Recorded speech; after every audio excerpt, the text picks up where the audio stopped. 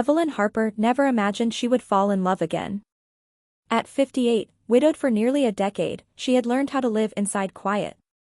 Her husband's death had carved a permanent hollow in her days, but she filled it the only way she knew how, by working longer hours, being present for her son, and convincing herself that companionship was something meant for younger women, not someone whose joints ached in the morning and whose heart still startled at sudden silences. She lived in a tidy suburban house outside Cleveland, the same one she and her late husband had bought when their son, Michael, was still in diapers. It wasn't grand, but it was paid off, well-kept, and full of memories that clung to the walls. Evelyn had spent years maintaining it on her own, mowing the lawn, fixing leaky faucets, learning independence the hard way. Michael had grown into a man who measured success loudly. He wore tailored suits, drove a German sedan, and spoke often about networks and leverage. His wife, Vanessa, matched him perfectly, polished, sharp, endlessly aware of status. Together, they lived in a downtown condo with floor-to-ceiling windows and treated life like a competition they intended to win. They loved Evelyn, in their own way. Or at least they believed they did. They checked in on holidays, sent expensive but impersonal gifts, and spoke to her with the affectionate patience people reserve for someone they believe has already peaked. Evelyn didn't argue. She had learned that silence kept the peace. Then her car broke down. It was nothing dramatic, just a tired engine giving up in a grocery store parking lot one chilly October afternoon. Evelyn sat behind the wheel, staring at the dashboard, frustration bubbling just under her calm exterior. She pulled out her phone, ready to call roadside assistance, when a man tapped lightly on her window. That he was tall but slouched slightly, wearing grease-stained jeans and a flannel shirt faded from years of washing. His hair was peppered with gray, his hands rough and scarred. He smiled awkwardly when she rolled the window down. "Car trouble?" he asked. Evelyn sighed. "I think she's finally had enough of me." He chuckled softly. "Mind if I take a look?" She hesitated only a second before nodding. His name was Daniel. He fixed her car in 20 minutes using tools pulled from a battered old truck that looked like it had survived several lifetimes. He refused payment, waving her off with an embarrassed shake of his head. "Just doing my job," he said. "I own the shop down the road." She insisted on at least buying him coffee. He reluctantly agreed. Coffee turned into conversation. Conversation turned into laughter, real laughter, the kind Evelyn hadn't realized she'd missed. Daniel listened more than he spoke. He asked thoughtful questions and never once checked his phone. When they parted that afternoon, Evelyn felt something unfamiliar settle warmly in her chest. They began seeing each other quietly. Daniel lived in a small apartment above his auto shop, drove the same old truck everywhere, and wore clothes that prioritized comfort over impression. He didn't talk about money or accomplishments. He spoke about engines like they were puzzles, about mornings he liked best before the world woke up, about the peace of working with his hands. Evelyn found herself looking forward to his calls more than she'd looked forward to anything in years. Michael noticed the change immediately. "You seem distracted," he said one evening over dinner, glancing at her phone lighting up on the table. "I'm seeing someone," Evelyn said, smiling despite herself. Michael blinked. "Seriously?" "Yes." Vanessa leaned forward, curiosity sharpened by judgment. "Who is he?" "A mechanic," Evelyn replied. The pause was almost comical. "A mechanic?" Michael repeated, as if the word tasted strange. "He owns his own shop," Evelyn said calmly. Vanessa's smile was polite but tight. "That's nice." They asked questions after that, but none of them felt sincere. How old was he? Where did he live? Did he have children? They nodded, but their eyes held quiet disbelief. When Daniel proposed 6 months later, simply, nervously, over dinner at Evelyn's kitchen table, she cried harder than she had at her own wedding decades earlier. She said yes, without hesitation. Michael did not hide his disappointment. "Mom, are you sure?" he asked later, pulling her aside. "I mean, you're comfortable. You don't need to settle." "I'm not settling," Evelyn replied. "I'm choosing." Vanessa smiled thinly. We just want what's best for you. Evelyn nodded, though something in her chest tightened. She paid for the wedding herself. A beautiful venue. Crystal chandeliers. White linens. Live music. Nearly 300 guests, friends, extended family, colleagues from Michael's world. Evelyn wanted it to be joyful, to mark this second chance with celebration, not apology. Daniel tried to protest the expense. I don't need all this, he said quietly. I do, Evelyn replied. I want to. The day of the wedding arrived bright and warm. Evelyn stood in her suite, smoothing the fabric of her dress, feeling nervous in a way that thrilled her. Daniel waited downstairs, probably fidgeting, probably worrying whether his tie was straight. Michael and Vanessa arrived early, impeccably dressed. Vanessa's eyes scanned the room with the practiced ease of someone used to assessing value. Big turnout, she said. Did you invite everyone you know? Evelyn smiled. Everyone who mattered. The ceremony began perfectly. Daniel's voice trembled when he spoke his vows. Evelyn's heart nearly burst. Applause followed them as they walked back down the aisle hand in hand, husband and wife. The reception started smoothly, champagne flowed, laughter echoed, the band played softly in the background. Then the speeches began. Michael stood first. He tapped the microphone, smiling broadly.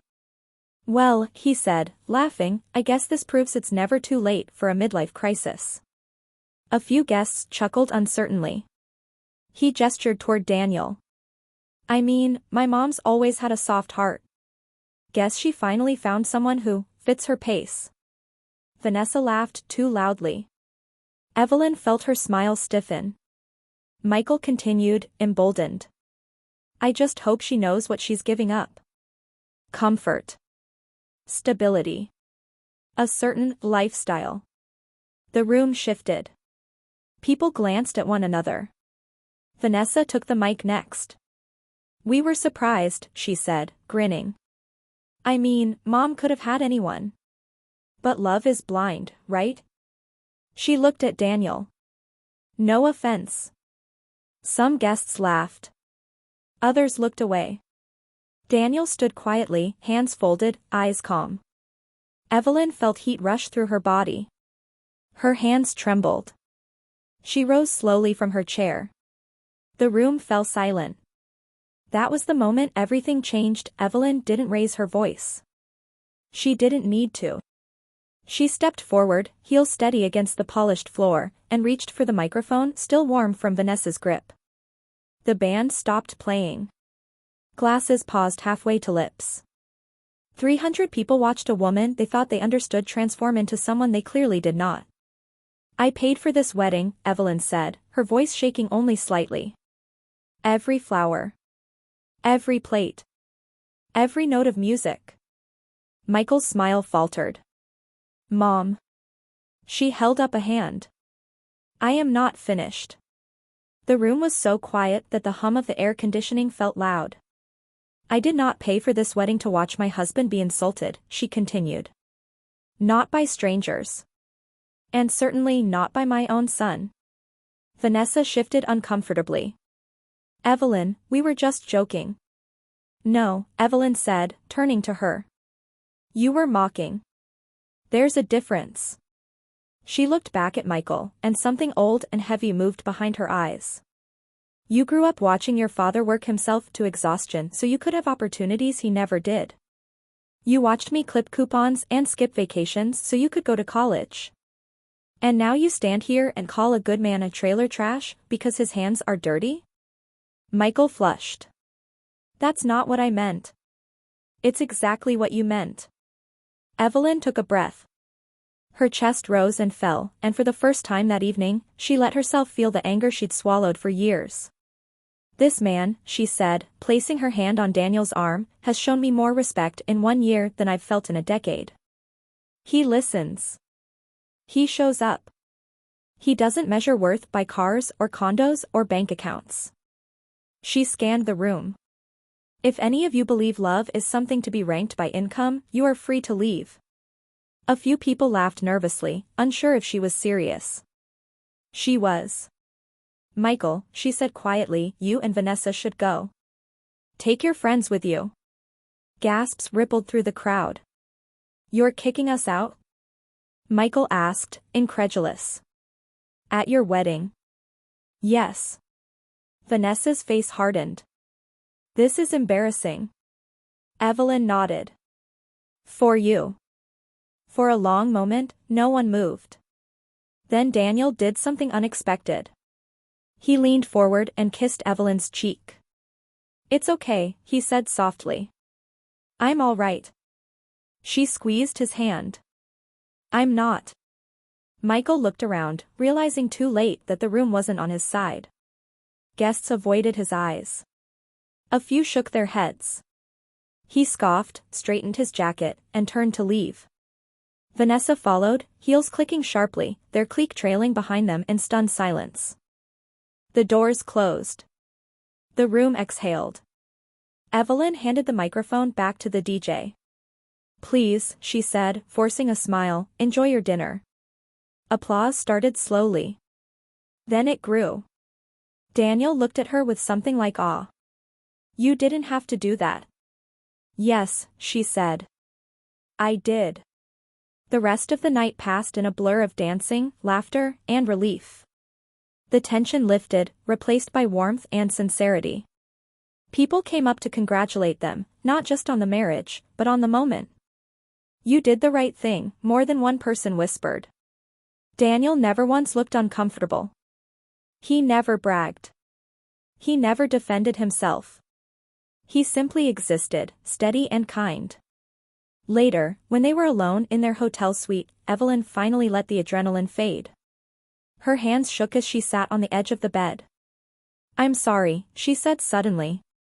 You shouldn't have had to hear that. Daniel sat beside her. I've heard worse, he said gently. She turned to him. Why didn't you say anything? He smiled, small and genuine. Because I didn't need to. She studied his face. There was no bitterness there. No wounded pride. Just calm. That calm would haunt Michael later. Months passed. Michael and Vanessa didn't call. Evelyn heard about them through mutual acquaintances. Business dinners.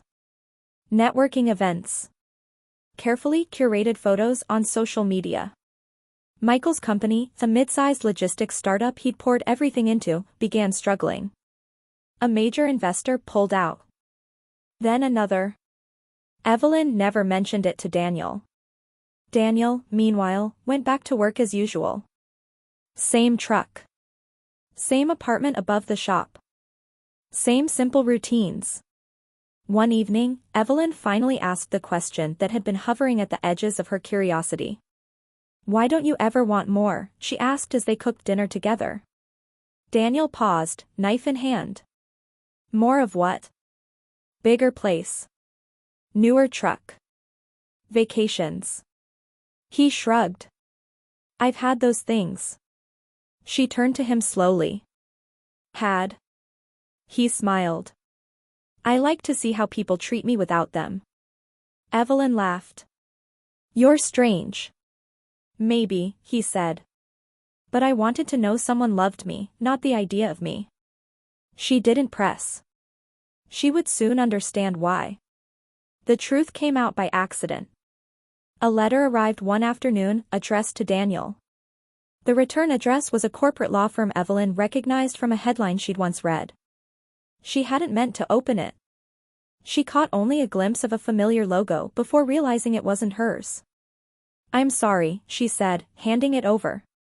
It looked official. Daniel stared at the envelope for a long moment. Then he sighed. I guess it's time, he said. He sat her down. He told her everything.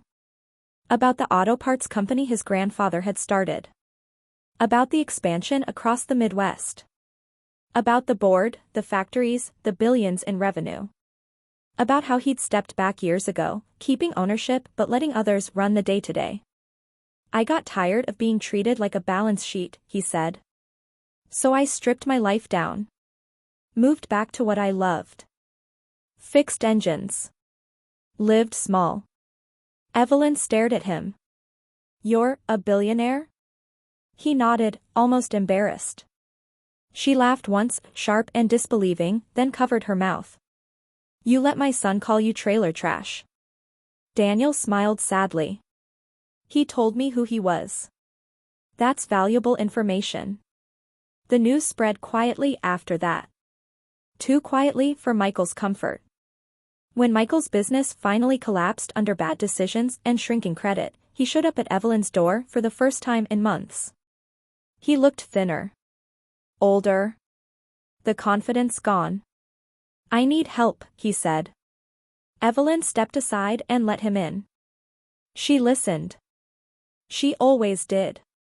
But this time, she did not interrupt. Not yet, Michael finished speaking and waited. His words tumbled out fast, about investors who'd backed out, about credit lines that vanished overnight, about deals he swore were solid until they weren't. He talked about stress, about sleepless nights, about how unfair it all felt. At no point did he apologize. Not for the wedding. Not for the words. Not for the way he'd walked out of her life when she refused to be embarrassed by love. Evelyn noticed. She always noticed. When he finally stopped, she poured tea into 3 cups and set one in front of him, one in front of Daniel, one for herself. The calm in the room made Michael fidget. You want me to ask Daniel for money? Evelyn said at last. Michael flinched. I didn't say that. You didn't have to. He looked at Daniel for the first time since walking in, truly looking. I didn't know, he said weakly. About everything. Daniel nodded once. You didn't ask. Silence settled between them. Evelyn folded her hands. Do you know what hurt me most? She asked Michael. Not the jokes. Not the insults. It was how easily you forgot where you came from. Michael swallowed. Mom. You learned to measure people by appearances, she continued. And when life rewarded you, you assumed you earned all of it alone. She stood and walked to the window, looking out at the yard where Michael had learned to ride a bike, where his father had taught him to throw a ball. I will not rescue you from a fire you set, she said quietly. Michael's face crumpled. So that's it? No, Evelyn said, turning back. This is it. She sat across from him again. I will help you find work. I will help you budget. I will help you rebuild, slowly. But I will not give you money. And you will not disrespect my husband again. Daniel said nothing. He didn't need to. Michael stared at his hands. For the first time in his adult life, no safety net appeared beneath him. The realization hit hard. I'm sorry, he whispered. Evelyn watched him closely. This time, it sounded real. Reconciliation did not come quickly. It came in pieces. Michael took a job beneath what he thought he deserved. He downsized. He learned how it felt to be invisible in rooms where he once commanded attention. He called his mother more. He listened.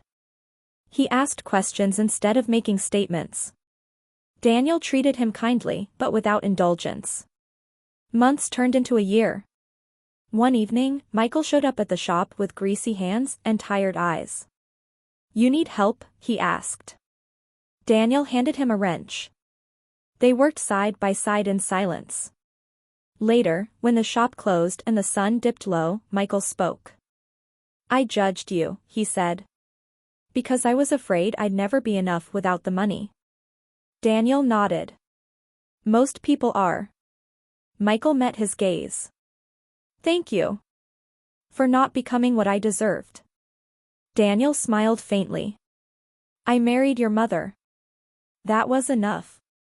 Evelyn watched them from across the garage, something warm blooming in her chest. She and Daniel never changed how they lived. The truck stayed old. The apartment stayed small until they outgrew it together. Wealth remained a tool, not an identity. They traveled sometimes, quietly. They gave generously, anonymously. At family dinners, laughter returned, real this time, unforced. Evelyn had learned something vital in her second marriage. Love didn't ask you to shrink or apologize. It asked you to be honest and brave. And when the moment came to stand up, she did. Not with cruelty. With clarity. And that, she realized, was worth more than anything money could buy.